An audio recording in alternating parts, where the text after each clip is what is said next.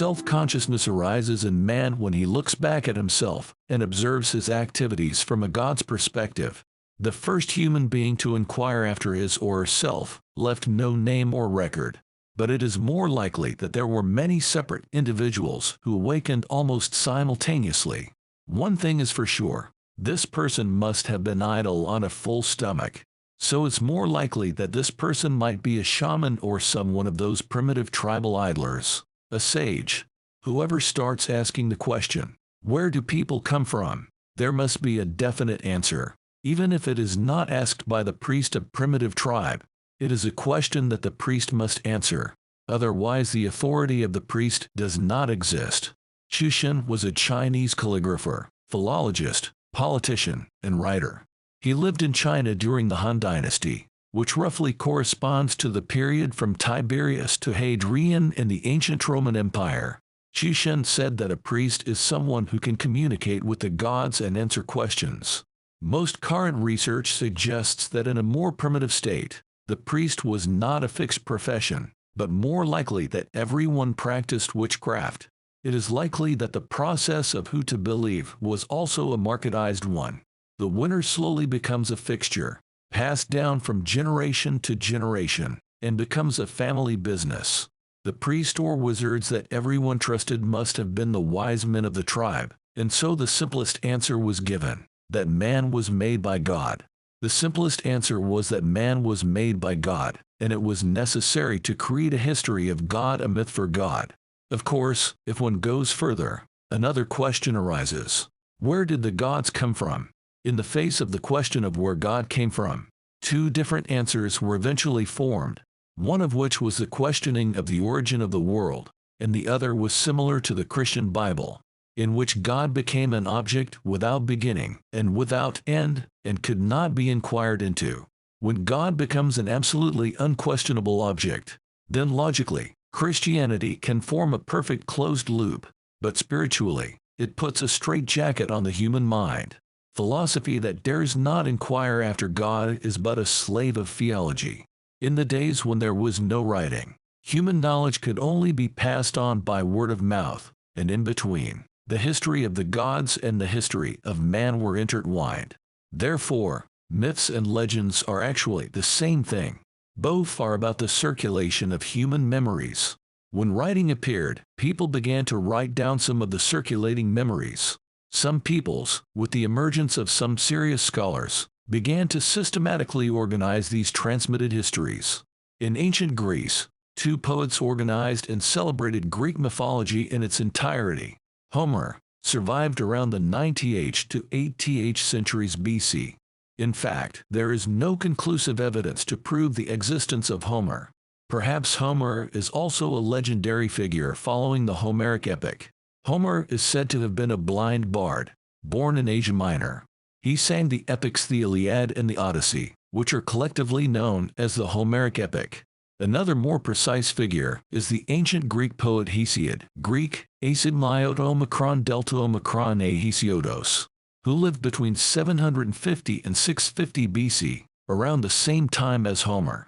He edited the Theogony, which is the first known the Greek mythical cosmogony, written in the form of a poem that has survived to the present day, consisting of 1,022 lines written in hexameter. The poem begins with the birth of the universe and organizes the many sources of Greek mythology into a complete system, clearly establishing Zeus and his family as the center of the divine realm and the main object of worship. There is, of course, some controversy over the authorship of the divine genealogy. Another of Hesiod's works is the Works and Days, which is in dactylic hexameter and contains 828 lines, systematically recording the knowledge of the farming production of the time, and many aphorisms on morality and agricultural production, an early encyclopedic work that also includes stories of the gods. On the whole, Greek mythology represents a complete system that has been organized by scholars, with a more self-contained internal logic and a richer and fuller story. However, such myths are often intentionally or unintentionally modified or discarded in favor of something more original and meaningful.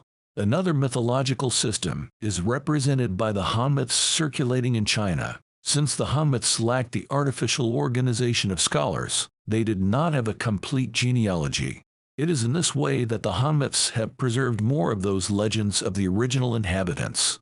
These legends are fragmentary and even self-contradictory, but such primitive material is actually more meaningful for the study of the formation of human consciousness. The original written accounts of the myths of the Middle Han Kingdom include those in the Shanhaijing, Shuijingzhu, Shangshu, etc., among other Han canonical texts. Meanwhile, with the recent archaeological discoveries, many tombs in the canonical books, as well as lost in the folklore of the text, has also been found.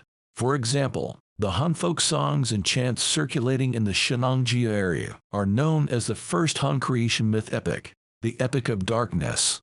The investiture of the gods of the Ming Dynasty is a more complete summary of the myths of modern times, in which Confucianism is the guiding principle, mixed with too much Taoism, which only began to spread in the Han Dynasty, and which has been so over-edited that much of the significance of the study has been lost. The journey to the West, which matured in the middle of the Ming Dynasty, excessively promotes Buddhism and suppresses Taoism, and the mythological records in it stray too far from the legends of our ancestors.